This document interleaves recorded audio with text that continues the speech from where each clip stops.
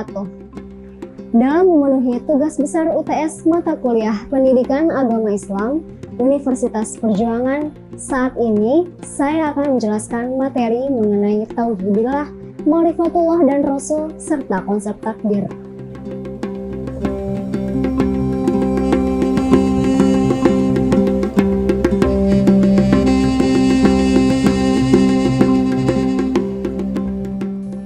Saya mengambil topik ini karena sebagai umat Islam yang beriman diwajibkan untuk percaya dengan takdir yang diberikan oleh Allah Subhanahu wa Ta'ala.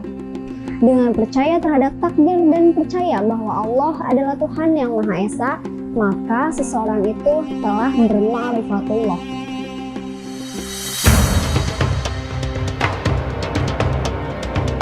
Yang pertama, tauhidillah. Tauhidillah diambil dari kata tauhid, berasal dari bahasa Arab yang berarti menjadikan sesuatu satu atau esa. Yang artinya, kita harus meyakini bahwa Allah itu adalah Tuhan yang Maha Esa dan tidak ada selainnya atau tidak ada duanya. Diketahui tauhid juga ada macam-macamnya. Ada tauhid rububiyah yang artinya menyatakan bahwa tidak ada Tuhan penguasa seluruh alam yang menciptakan dan memberikan rezeki. Dengan kata lain, bahwa Allah Maha Pencipta. Yang kedua ada tauhid uluhiyah. Bentuk tauhid ini mengesahkan Allah dalam ibadah, ketaatan, dan perbuatan seperti sholat, puasa, zakat, haji, nazar, rasa takut, rasa harap, dan cinta. Selanjutnya ada tauhid asma wa sifat. Tauhid ini berarti beriman bahwa Allah memiliki zat yang tidak pernah serupa dengan berbagai zat yang ada, serta memiliki sifat yang tidak serupa dengan berbagai sifat yang ada. Dan yang terakhir ada tauhid mulkiyah. Tauhid ini berarti Allah sebagai al-malik atau penguasa, yaitu Allah sebagai penguasa yang mutlak dengan kekuasaan penuh.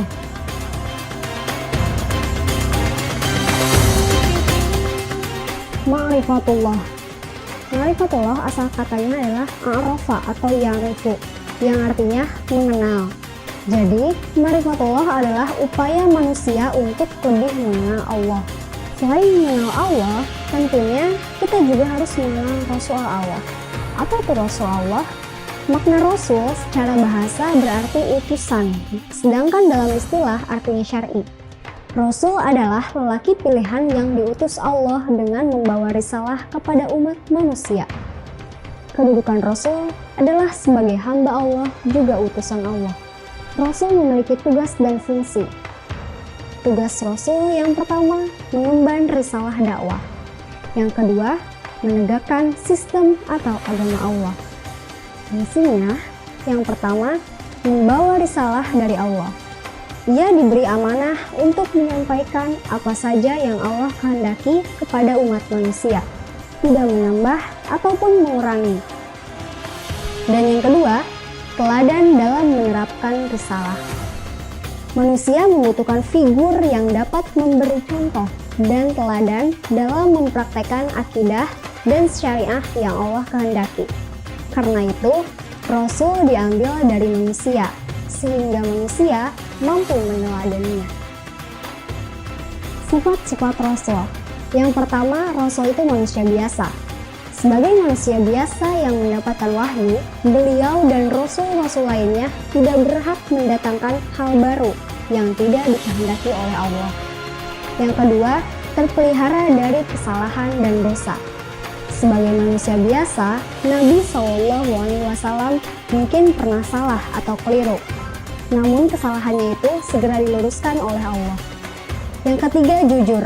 Jujur adalah sifat utama yang harus dimiliki setiap insan, terlebih bila ia adalah orang yang mengajak kepada nilai-nilai dan mengabarkan hal-hal gaib. Yang keempat, cerdas. Termasuk kesempurnaan yang harus dimiliki seorang Rasul adalah kecerdasan, karena ia bertugas memimpin umat manusia. Yang kelima, amanah. Nabi Muhammad telah dipercaya masyarakatnya hingga mereka menitipkan harta benda berharga kepadanya. Lalu mereka menjulukinya sebagai Al-Amin, yang terpercaya menjaga amanah. Yang keenam, tabligh. Dalam menyampaikan perintah Allah, beliau tidak takut kepada siapapun karena Allah sudah melindunginya dari kejahatan manusia. Yang ketujuh, komitmen. Komitmen Nabi tunjukkan dengan keteladanan dalam semua amalan.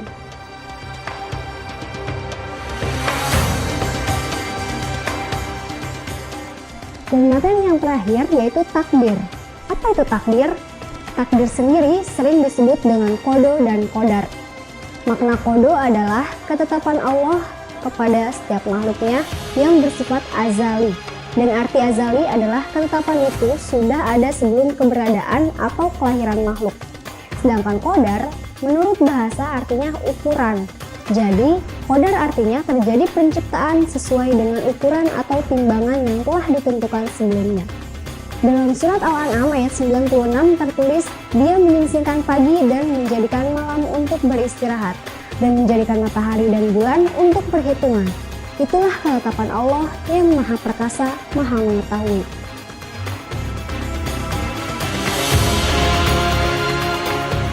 Macam-macam takdir. Yang pertama, ada takdir mubram. Takdir yang telah ditentukan oleh Allah Subhanahu wa Ta'ala secara mendasar kepada setiap makhluk. Contohnya, seperti penciptaan alam semesta dengan ukuran dan ketetapan, jenis kelamin manusia, sifat air mengalir ke bawah, planet beredar pada orbitnya. Yang artinya, takdir ini tidak bisa diubah oleh manusia. Yang kedua, takdir mu'allaq.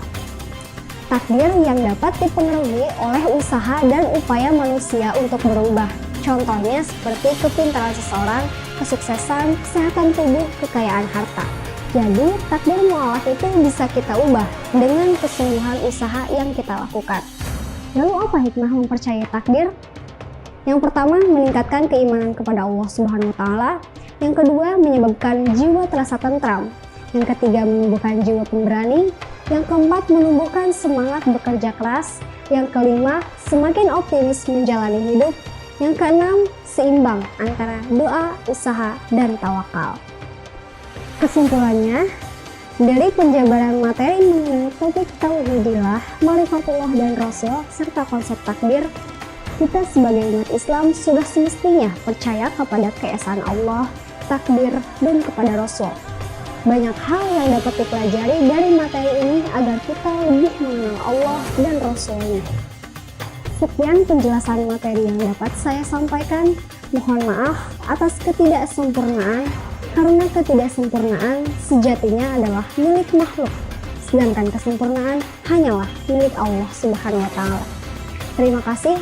Wabillahi taufiq wal hidayah. Wassalamualaikum warahmatullahi wabarakatuh.